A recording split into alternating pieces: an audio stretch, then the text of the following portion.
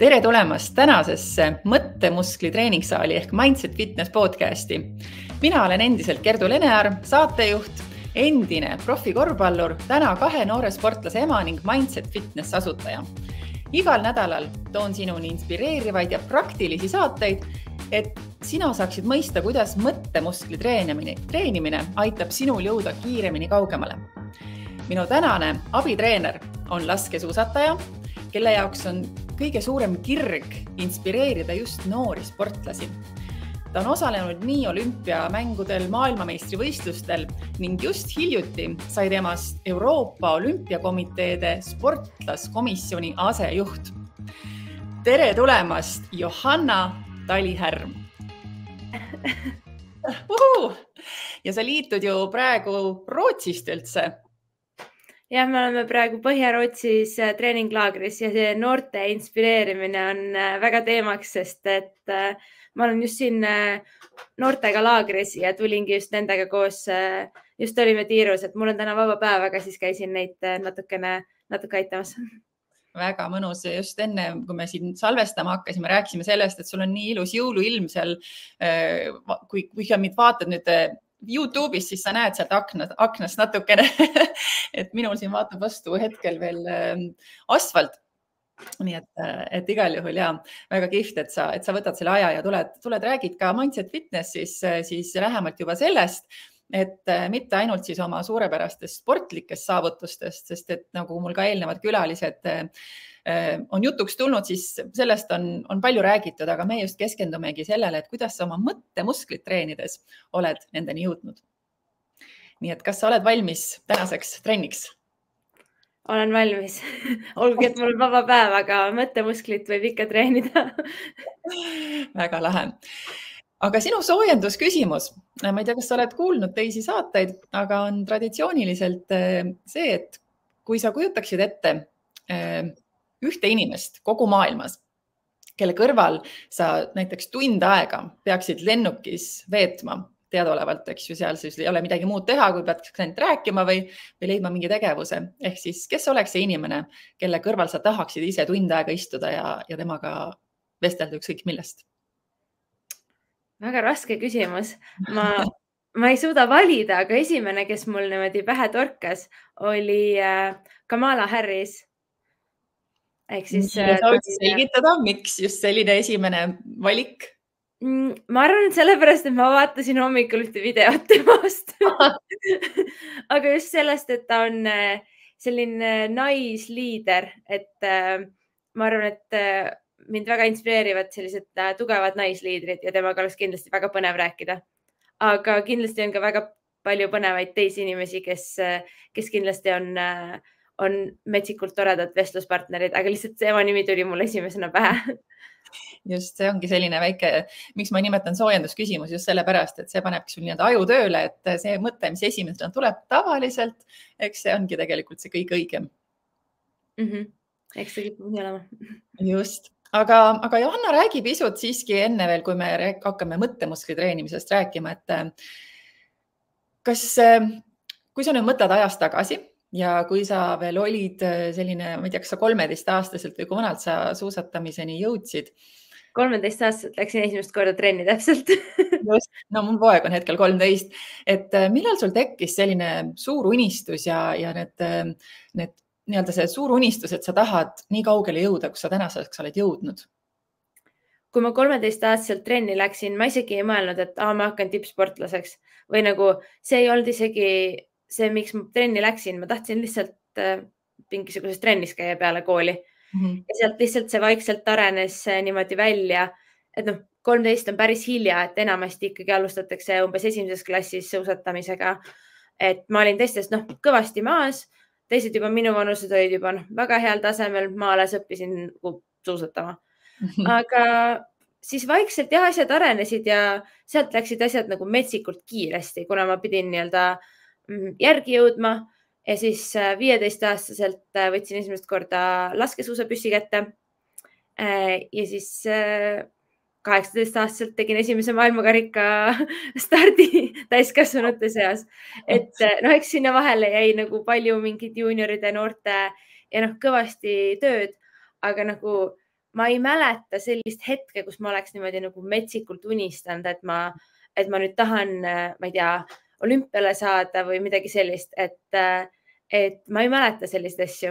Võib-olla need olid ja võib-olla ma lihtsalt ei mäleta, aga jah, kuna see kõik käis nii kiiresti, siis mingi hetk oli isegi raske nagu nendele unistustele nii-öelda mõttega järgi jõuda, et noh, näiteks esimene rahvusvaheline võistlus mulle tuli niimoodi väga ootamatult, et ma isegi ei teadnud, et mul on võimalus kvalifitseeruda.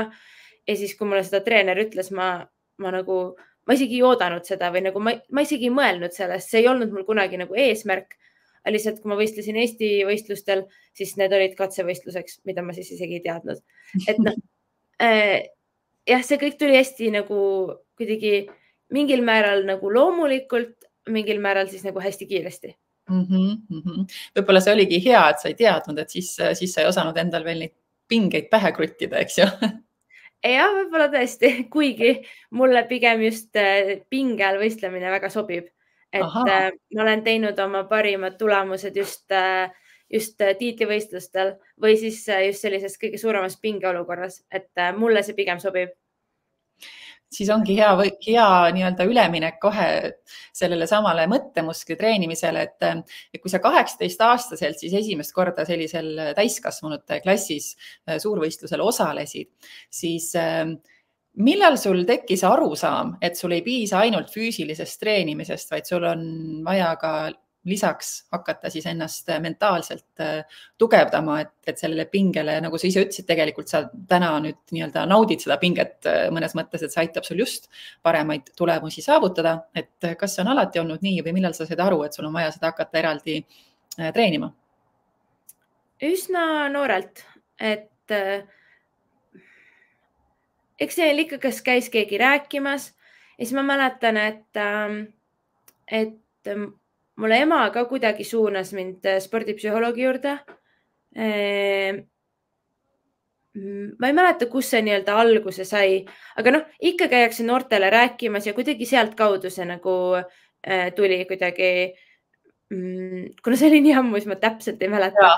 Aga jah, ma käisin üsna noorena juba spordipsühholoogi juures, sest noh, eks see samm oli ikkagi päris suur, et noh, minna noorte klassist nüüd täiesti täiskasvanute klassi ja noh, ma 20-aastaselt võistsin esimesel olümpial ja ma mäletan, et selleks olümpiaks me tegimegi juba spordipsühholoogiga nagu teadlikku tööd selle nagu olümpiaga või nagu nii-öelda olümpial sooritamiseks, mis ka kandis nagu minu puhul väga vilja, sest et ma läksin olümpiale esimesse starti ja ma ei olnud nagu metsikult närvis. Ma suutsin stardialas nalja teha ja olla selline nagu piisavalt närvis, aga piisavalt rahulik.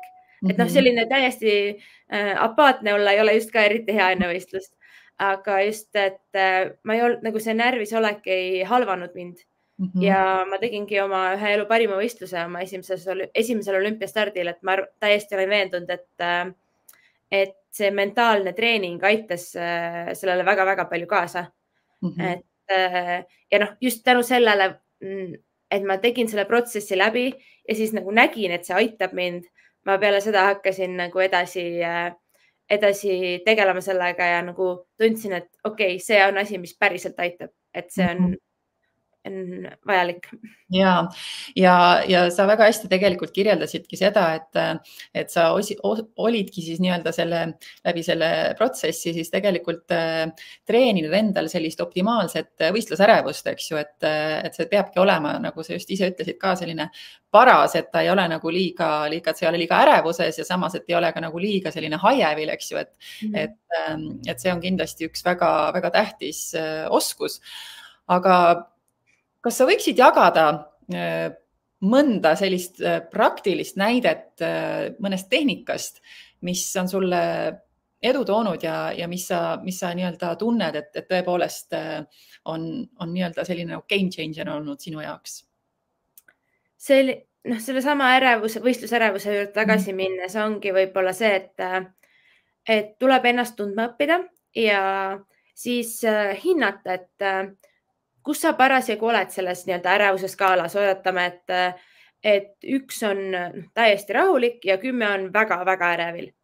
Ja siis mõelda, et mis on sinu jaoks see nagu koht sellel skaalal, kus sina kõige paremini võistled, mis sinule kõige paremini sobib. Ja siis hinnata, et okei, ma ei tea, homme on võistlus, täna ma olen, ma ei tea, kas veel väga rahulik ja ma pean ennast natukene üles kütma või siis ma olen täna nii närvis, et ma ei saa mitte midagi teha. Järelikult sa pead ennast rahustama. Ehk siis hinda seda, kus sa parasjagu oled ja hinda seda, kuhu sa tahad jõuda. Ja sa võid seda teha protsessi läbi mitu korda. Et näiteks oletame, et kui on mingi suurem eesmärk, ma ei tea, 2 nädalat enne sa juba tead võib-olla, et sa lähed sinna võistlema ja siis sa saad ju mõelda, okei, nii, täna ma olen siin. Okei, ma pean tegema seda ja seda ja seda, et jõuda täpselt sellesse punkti, kus ma tahaksin jõuda. Oletame, et see number on, ei tea, näiteks 7, et ma tahan olla 7 peal. See on minu koht, kus minul kõige paremini võistlemine välja tuleb. Siis täna ma olen kodus, istun siin rahulikult, no natukene ikka nagu paneb südame põksuma, on ju. Aga ja siis mõtledki, et mis on need sammud, mis sa saaksid teha, et hinnata seda. See on üks niisugune nagu ennevalmistumise plaan ja teine on siis, et võistluse jaoks endaks pane plaan valmis, mida sa tahad võistluse ajal mõelda. Tõenäoliselt meie spordiala, mis on nagu nii füüsiline seal suusarajal, sa ei jõua nagu, ma ei tea, 10 000 mõtet mõelda. Pane endale näiteks 3 mõtet lühikeste sõnadega, aga mingid märksõnad, mida sa tead.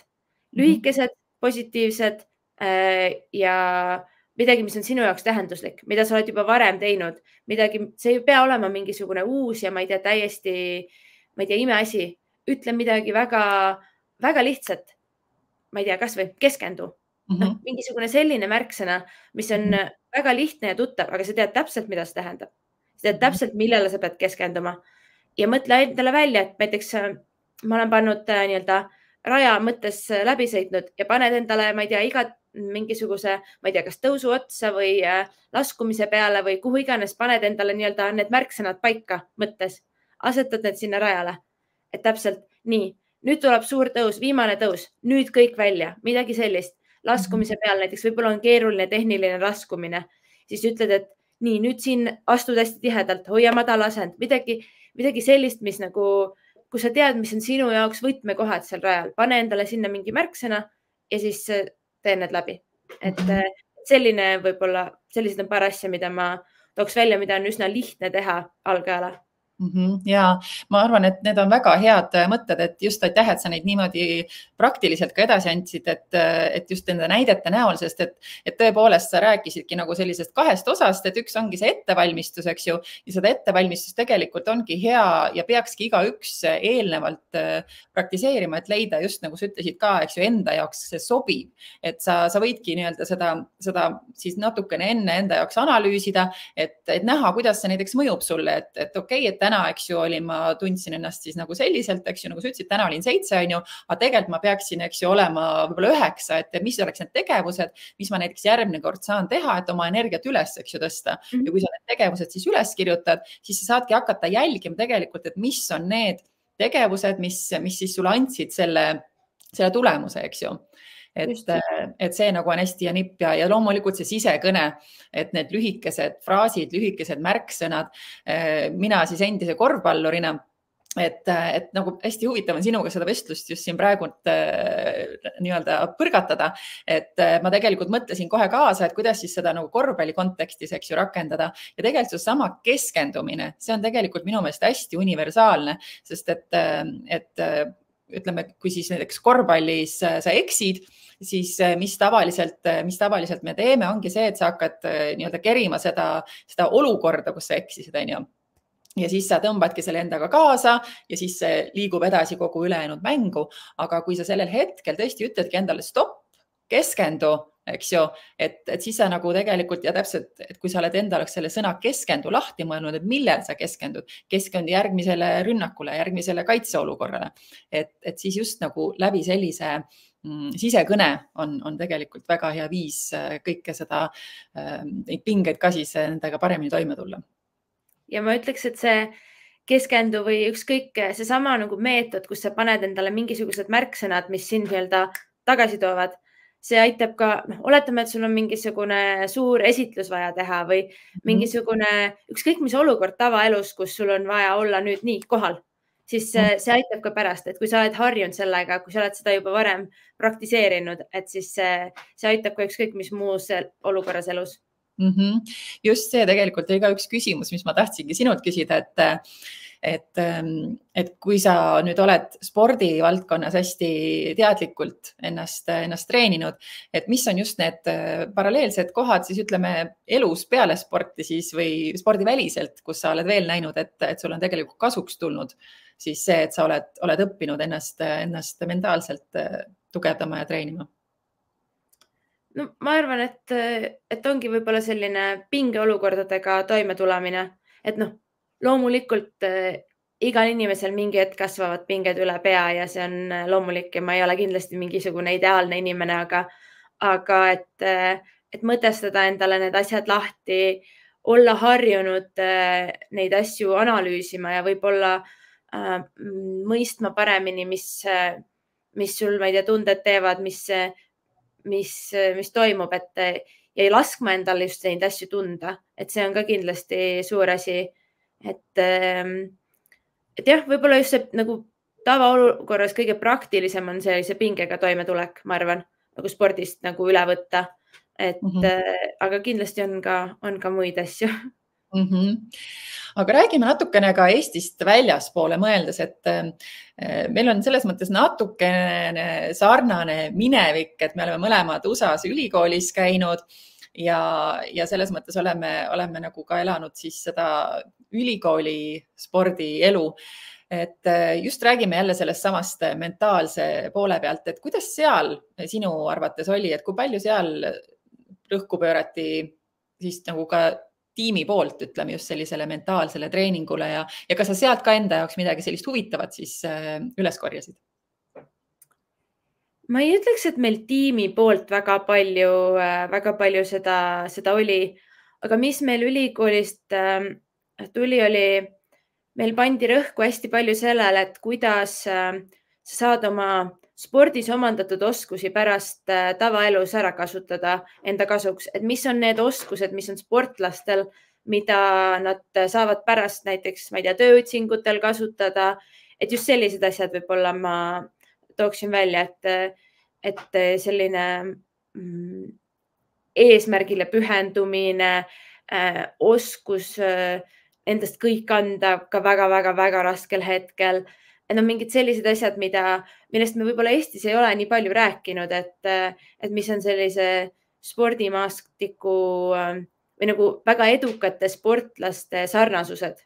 Ja ülikooli tase on ikkagi päris korralik. Mul oli ülikooli tiimis võib-olla natuke teistsugune roll, kuna ma läksin sinna oluliselt hiljem. Ma olin 22, kui ma läksin alles sinna, mis tähendab seda, et ma olin kohe sama vana, kui on nii-öelda viimase aasta üliõpilased seal.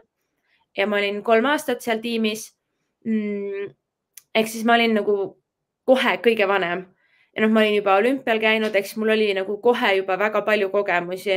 Ehk siis seal ma olin hästi palju nagu noortele nagu mentoriks.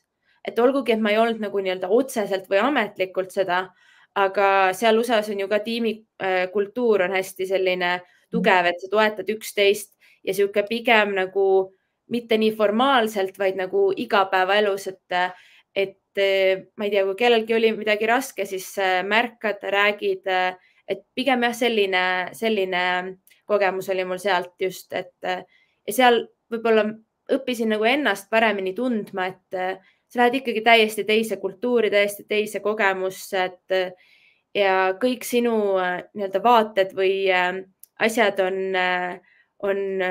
nagu pea peale pööratud, et kõik, mis sa arvasid, et nii tehakse asju, tegelikult ei tehta.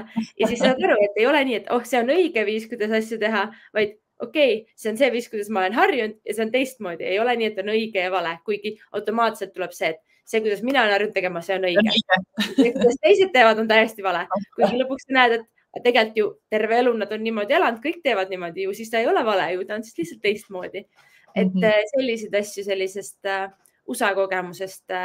Aga jah, sellist nii-öelda teadlikku nagu treeneri juhitud või kellegi juhitud tööd meil nagu väga, väga palju ei olnud. Ja miks ma selle kohta küsin, on sellepärast, et kui mina hakkasin üleüldse sellise sportlaste mentaalse või siis mindseti treenimise kohta uurima, siis ma hakkasin ka üha rohkem just saama selliseid vastuseid, mis puudutab küll siis võib-olla rohkem võistkondlikke spordialasid siin Eestis, et väga palju sellega vähemalt Eestis tänapäeval paraku ei tegeleta, et mul on jäänud mulje, kui siin ma olen nüüd rääkinud üksikalade sportlastega, et üksikalades tundub, et seda siiski pööratakse rohkem tähelepanu. Kuid siis ütleme, kui nüüd mõelda tagasi, ütleme siis nagu enda jaoks ajas tagasi, et ega siis, kui mina ülikoolis korvpalli mängisin, et ega meil ka tegelikult ei olnud sellist teadlikku või üleüldse mingit mentaalset treeningut, et sellepärast on hästi huvitav just nagu inimeste, kes on mujal elanud, mujal sporti teinud, neid mõtteid põrgatada ja uurida, kuidas nagu nende kogemus selles osas on. Mulle tundub ka, et Eestis ei ole see nii-öelda, ehitame tiimi, teeme, ma ei tea, nagu siukse tugeva mingi just sellise tiimikultuuri ja sellele, et sellele ei pöörata nii palju rõhku. USA-s, nii kultuuriliselt see on juba nii oluline seal või selline suur aspekt, et meil Eestis sellele nagu nii väga rõhku ei pöörata. Aga individuaalsportlased ikka, ma arvan, päris paljusid ma tean, kes teevad mingil moel koostööd, kas siis ongi mingisuguse mindset treeneriga, spordipsühholoogiga, ise arendavad kuidagi enda nagu mentaalsust, et ma arvan, et see on ikkagi õnneks on nagu tõusuteel ja see ei ole kindlasti enam nagu tabu. Siinkohal ongi hea võimalus esitada sulle ka seesama küsimus, mida ma igalt abitreenerilt küsin. Ehk siis, miks sinu arvates peaksid noored juba siis noores vanuses kohe hakkama enda mõttemusklit ka treenima, mitte jääma siis ootama seni, kuni nad on kuskil tipptasemel ja hakkavad need pinged peale tulema, et tulemusi on vaja saavutada? Ma arvan, et kui sa juba nagu endale augu kaevad, siis sealt on oluliselt raskem välja tulla kui sa nagu hoiad ennast mingil tasandil. Pluss ma arvan, et see mentaalse muskli treenimine, see ei ole ainult spordi jaoks, see on sinu enda jaoks ja sa õpid ennast tundma ja läbi selle protsessi sa kasvad suureks ja kujuned selleks inimeseks, kes sa oled ja kes sa tahad olla. Ja läbi sa saad aru üldse, kes sa tahad olla, mis sulle päriselt meeldib, mis sind huvitab, mis on sinu väärtused, mida sina oluliseks pead. Et ma arvan, et see on nagu sellise kujunemisprotsessi ülioluline osa. Siuke teadlik enesearendamine. Ja ma arvan, et läbi selle sul on võimalik jõuda sinna, kuhu sa tahad jõuda, olgu see siis spordis või ükskõik milles muus. Ja just see, et võib-olla sul on sellega võimalik ära hoida nii-öelda kõige sügavamat musta auku, mis noortespordis ju tahes-tahtmata see gümnaasiumi lõpp on selline keeruline aeg ja esimene nii-öelda täiskasvanute klassi üleminek või et sa võid olla noorena väga-väga hea, aga mingi hetk sul tuleb raudselt kuskilt mingi tagasilöök. Kus see tuleb, see on nii erinev. Kas see on üldse mingisugune spordiväline asi, me kunagi ei tea, aga olla nii naiivne, et mitte ühtegi tagasilööki kunagi ei tule, ja pigem olla selleks valmis, kui nagu hakata selle tagajärgedega hiljem tegelema. Ja sellega olengi ma 100% nõus ja see on ka minu eesmärk, et aidatagi just noortel aru saada, et see nagu mulle meeldib nimetada mõttemuskli treenimine, tegelikult ongi üks osa kogu sellest sinu treeningprotsessist, et just samamoodi, eks ju, nagu sa, mis iganes spordialal, siis eks ju on sul see oma spetsiifika, sina, eks ju, käid suusatamas, mina põrgatasin, eks ju, palli. Lisaks me loomulikult, eks ju, tegime ka, sina siiamaani, eks ju, teed kõrvale jõusaali. ja ütleme nüüd see kolmas osa tegelikult ehk siis see mõttemusklitrenn tegelikult peakski olema täiesti normaalne osa kogu protsessist ja just seetõttu ma tahangi seda sõnumit üha rohkem, üha enamate noorteni viia, et sellega võimalikult varakult alustada, sest et täpselt nagu ka sina ütlesid, et see aitab tegelikult sind ennast võib-olla sellest kõige suuremast ämbrist võib-olla nagu eemal hoida, et loomulikult tuleb igasuguseid tagasilööke, tuleb ebaõnnestumisi, see on normaalne, see käibki elu juurde, see käib spordi juurde, aga kui sa juba oskad ennast teatud tehnikatega nii-öelda ennetada teatud asju, et see ongi, ma arvan, just see põhiline sõnum, mida siis ka mina soovin noortele edasi anda.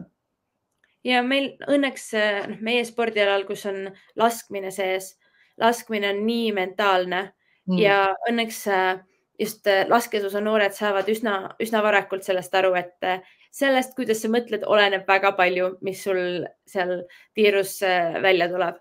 Et see on nii praktiline näide nende jaoks, aga nad saavad seda nagu tõenäoliselt kuskilt väga valusasti tunda, aga eks see nagu aitab neid ja mõista seda, et jaa, see on oluline asi, ma pean sellega tegelema.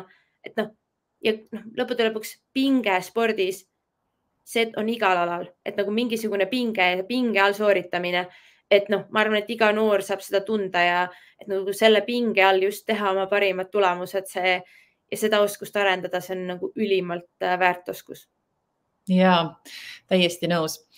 Sa kindlasti oled sportlasena palju aega veetnud erinevate raamatute või siis, ma ei tea, podcastide või ma ei tea ka, mida sa vaatad rohkem mingit seriaale või ühesõnaga, mis on sulle selline eriti inspireeriv raamat, podcast või mingi film, mida sa kindlasti soovitaksid just noortel sportlastel vaadata või lugeda, kuulata? Ma pean selle nime järgi vaatama, aga see oli ühe tennisisti autobiograafia. Äkki see oli,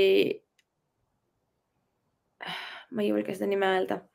Okay. Meestennisist maailma üks tuntumaid ja see oli üks esimese raamatuid, mida ma lugesin nii-öelda, see ei ole spordipsühholoogia raamat, aga mingil määral on ka. Et ma tahaks seda nime järgi vaadata. Teeme niimoodi, et sa vaatad selle nime järgi, ütled mulle ja ma panen selle siia saate kirjeldusse, et siis sealt saab järgi vaadata. Teeme nii, et paneme kirjeldusse selle nime, et see sama tennisisti biograafia oli üks esimese raamatuid, mida ma lugesin siin samas Hiidres mitmeid aastaid tagasi laagris olles ja seal ta kirjeldas seda, kuidas tema oma mõtlemisega tööd tegi just võistluste jaoks, sest tennis on ju ka hästi selline, et sa pead oma vastasest üle olema. Sa pead suutma oma vastast lugeda, sa pead suutma mõista, mis su enda sees toimub. Sa oled seal väljakul täitsa üksinda, sa oled seal väga kaua aega, sul on seal aega mõelda igasuguseid mõtteid. Et see oli kindlasti üks väga põnevaid raamatuid ja see oli üks selline esimene asi, mis mind spordipsühholoogiast nagu veel rohkem huvituma pani. Jaa. See tundub väga põnev. Ma pean ütlema, et seda raamatut ma ise lugenud veel ei ole, kuigi ma olen ka väga suur nii-öelda nohik raamatute lugeja ja lugenud ka igasuguseid erinevaid spordipsühholoogia ja kõikvõimalikke ka raamatuid. Nii et ootan huviga pärast siis seda raamatu nime ja paneme selle kirjelduse juurde, et siis saab kindlasti kõik saavad järgi vaadata ja lugeda. Raamatute lugemine üldse, ma arvan, on üliarendav asi, et kõik noored kindlasti soovitan lugeda. Kui vähegi võimalik, siis ma ei tea, lugege ka inglise keeles või siis ükskõik mis võõrkeelest, mida te veel valdate. Et see arendab ka nii palju teie enda sõnavara selles teises keeles, aga ka teie enda mõtlemist, et see ei pea olema kohe alguses, ma ei tea, mingisugune metsikult keeruline raamat. Kas või mingisugune lasteraamat sobib ideaalselt, et seda ma väga soovitan. lugemist, aga ka näiteks võõrkeeles lugemist. Just ja tegelikult oluline ongi see, et leida see raamat, mis päriselt huvi pakub, sest et tihti tegelikult on just oma laste pealt näen seda, et koolis, eks ju, see kohustuslik kirjandus on need igasugused raamatud, mis võib-olla siis nagu tänapäeva noortele nii palju just ei kõneta ja siis ongi see, et just kui tekib raamatu lugemisest selline nagu tõrge ette, et ei taha seda teha.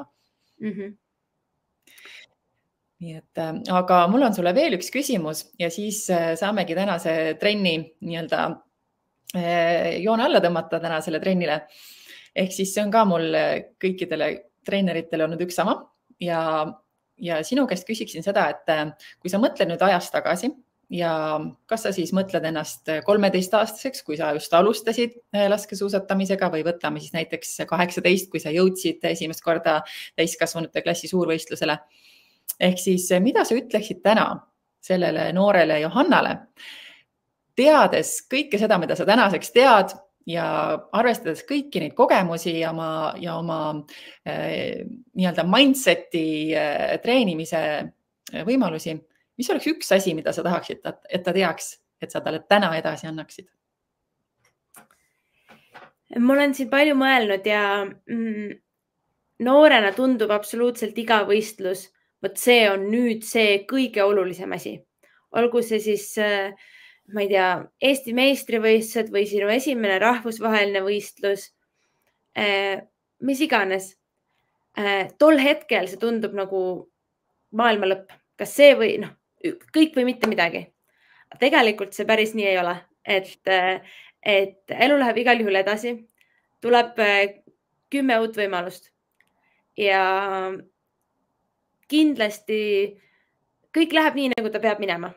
Et olgu see siis spordis, olgu see siis kuskil mujal, et võtta natuke seda pinget maha, et küll kõik läheb nii, nagu ta peab minema ja ta läheb oma rada pidi. Et kui ta ei lähe täna nii, nagu sa tahtsid, et väga harva on kõik nii, nagu sa täpselt ette kujutasid.